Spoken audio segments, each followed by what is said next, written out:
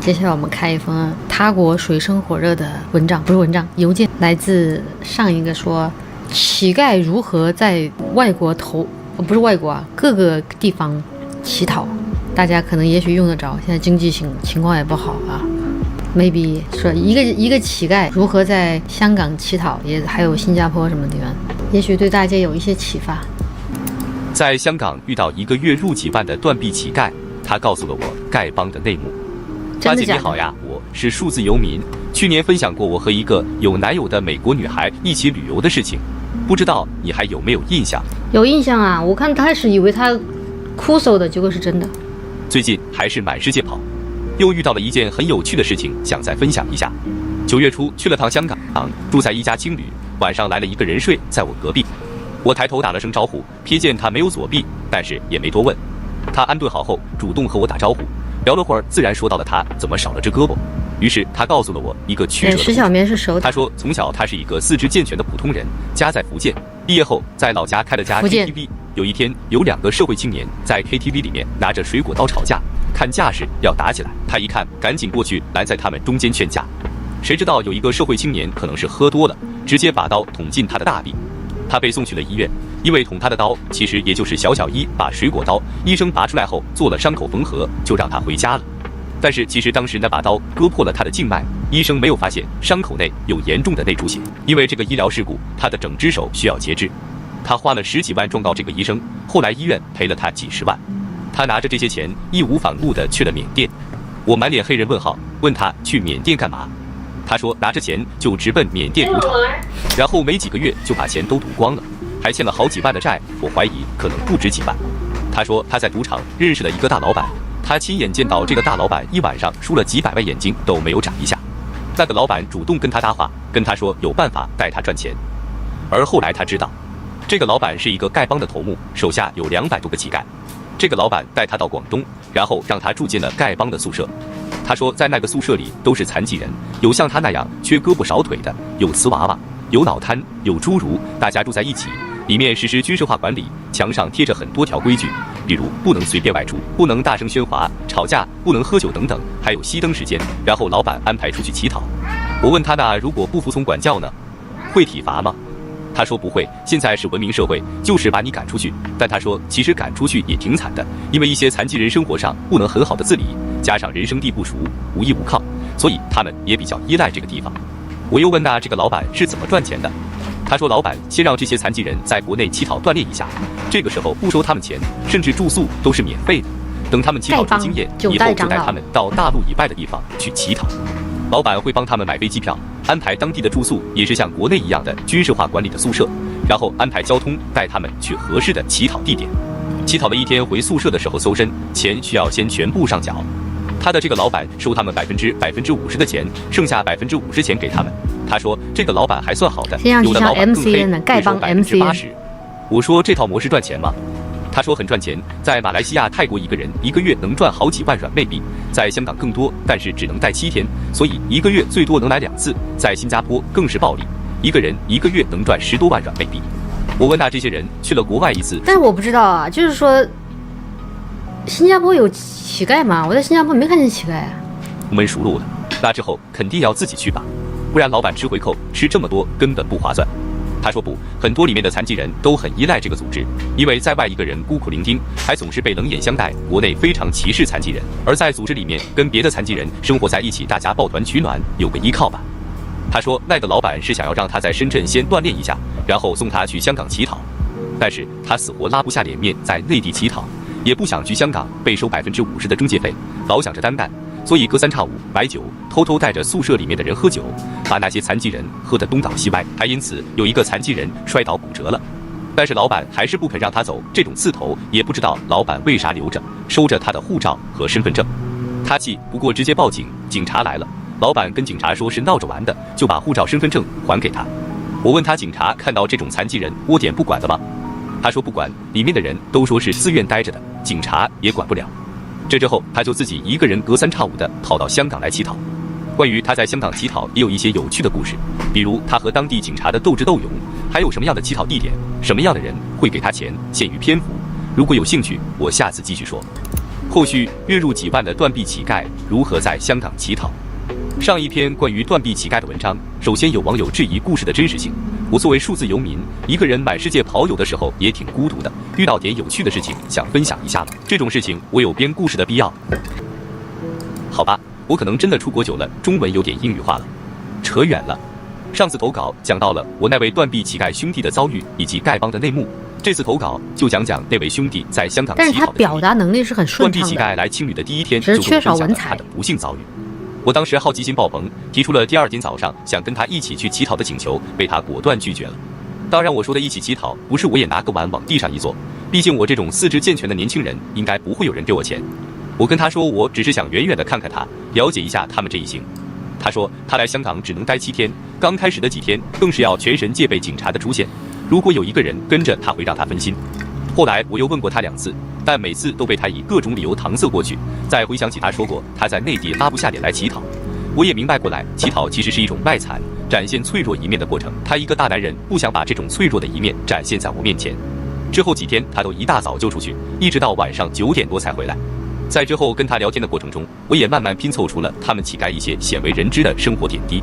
首先他能赚多少钱？他说一般一天能赚3000至4000港币，也就是2700元至3600元。这么多的吧？当然前提是你得是残疾人。他能在香港待7天，7天时间就能收入过万。另外现在有不少香港人不愿意给他们钱，所以就是给各种盒饭、糕点、水果、水等等。他说他一个人根本吃不完，但是扔了又觉得糟蹋别人的善心，所以想招法送人。他待的那几天就给过我苹果、桂圆、香蕉，还有各种饼干、糕点。要知道在香港，水果是一种奢侈品的存在，真的啊？路边水果摊随便一个苹果就得10元。香港不是热带吗？应该橘子、芒果、猕猴桃都是按个卖的。吃着我自己都不舍得买的水果，看着一个薪水比我还要高的乞丐，心里还是挺感慨的。很多人肯定会好奇，香港的法律不管他们吗？拿着港澳通行证在香港乞讨，这肯定是不合法的，但还是要看具体情况。如果你假装残疾人从事乞讨，这就涉嫌盗诈骗了，被警察逮住，会直接把你遣送回内地，并且限制你入境。但是如果你是真的内地来的残疾人，警察第一次抓到你，会记录下你的身份信息，然后送你进香港的地铁站，看着你买票进站。然后第2次抓到你，就有可能会把你带去警察局教育了。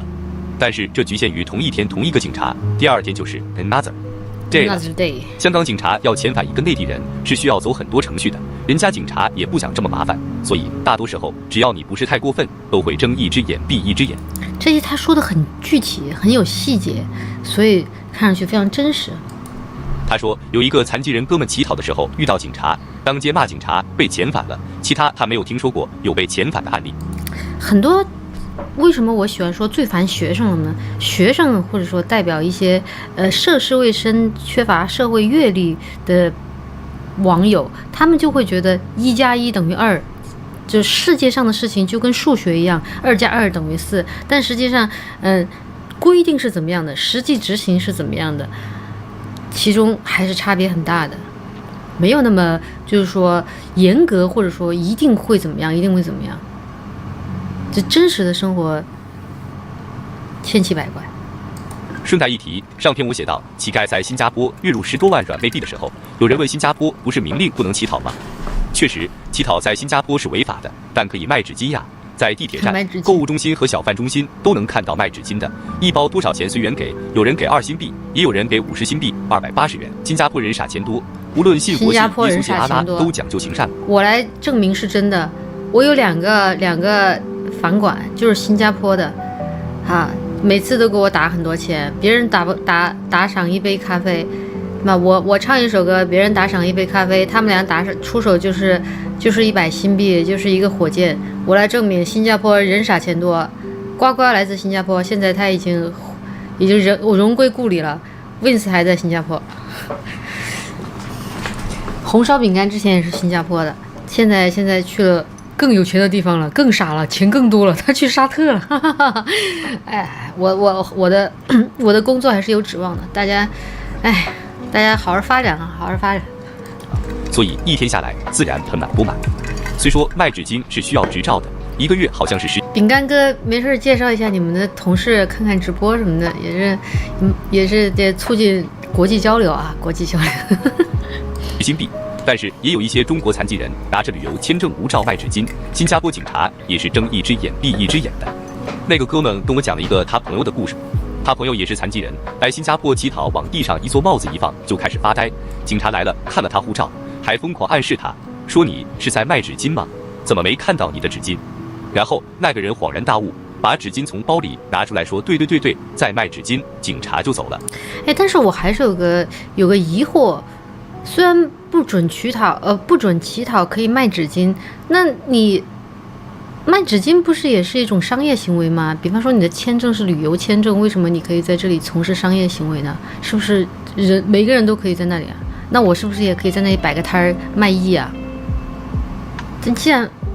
但是好像没有看到那边有摆摊卖艺的行为啊。美国很多，比方说一般的旅游景点，然后到了吃饭时间或者到了人流比较多的时间，就有一些哥们儿或者姐们儿拿一些什么吉他呀或者什么乐器啊，就开始表演一些才艺，然后旁边的人呢看着就打赏一点，就那种。但是新加坡没看到，我也要国际乞讨了。但是最近一段时间，新加坡警察抓得很严。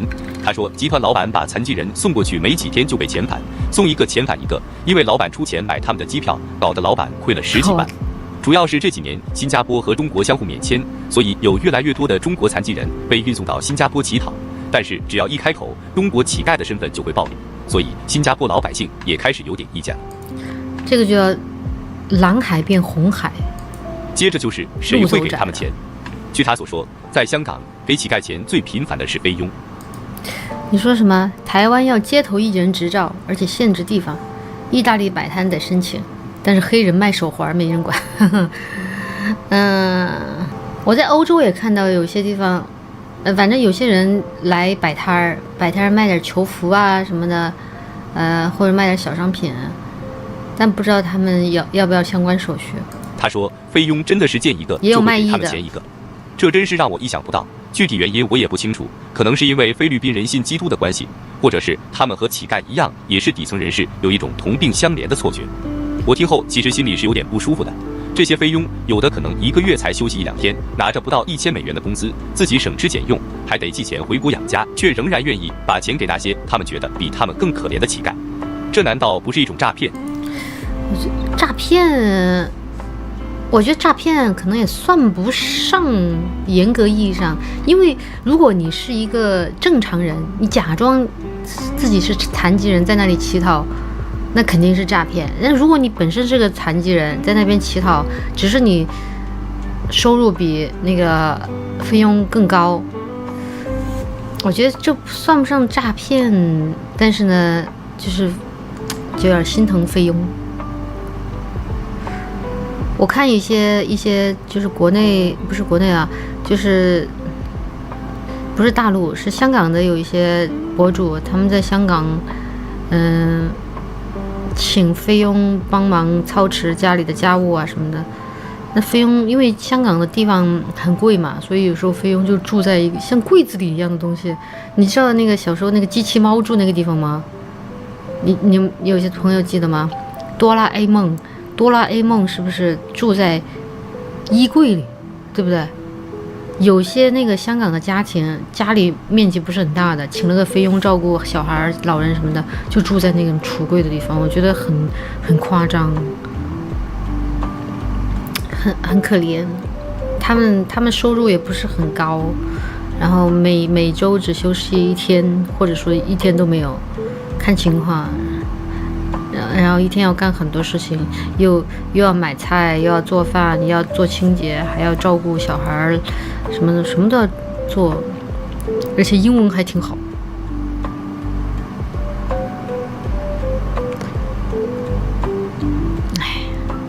他们还要寄钱回家里，可怜的人呢。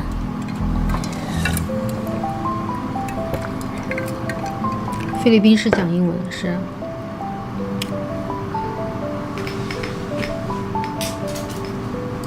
菲佣之外，给他们最多钱的是香港老人。他说，菲佣加老人这个组合占了他的收入的75%。所以这些乞丐通常会去住宅区附近的那种大型菜市场乞讨，反而是游客区的乞讨吃力不讨好，因为游客给钱给的少，而且那种地方警察也多，容易被赶走。具体的我也不大清楚，主要是他不让我跟着他嘛。不过只要在金沙咀、油麻地、旺角那一带走走，除了操着东北口音的站街小姐姐和50多岁还在接客的本地大妈，你也会时不时看到一些沿街乞讨的人。比较起前几次来港，他说这次运气特别不好。首先是那段时间有非常多的丐帮团伙也来乞讨。他说最夸张的一次，他在一个热门地区乞讨，然后发现每条街都能有一个残疾人。后来他拉着几个残疾人坐在树荫下聊天，他说那回头率是100%。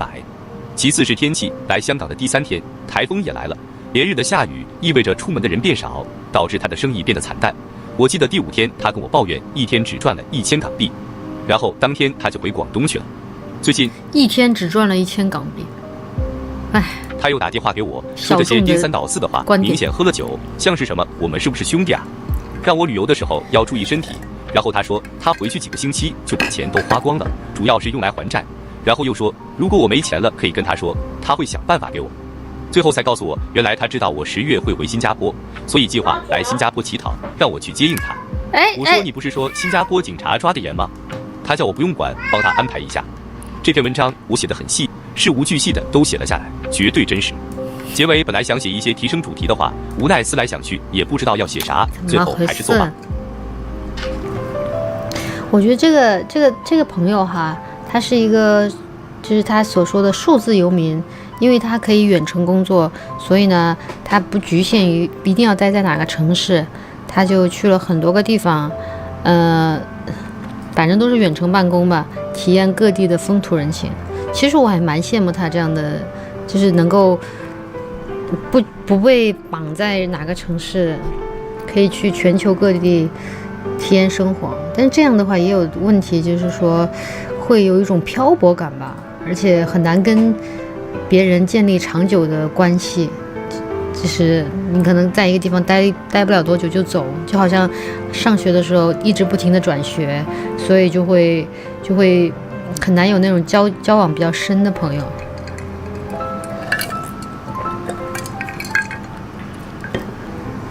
欢迎他继续投稿，我觉得他讲得很细耶，大家学习一下人家新加坡初中作文大赛获奖者的这个文字功底，讲得非常的，讲事情讲得条理清楚啊，很通顺。但是呢，我觉得就是说他虽然讲得很好，但是呢，因为他讲的是别人的事情，所以就会有一种旁观者的感觉，而且这些事情呢就是相对笼统一些，所以可能要少一些打动人的深层的一些东西。不是说他说的不好啊，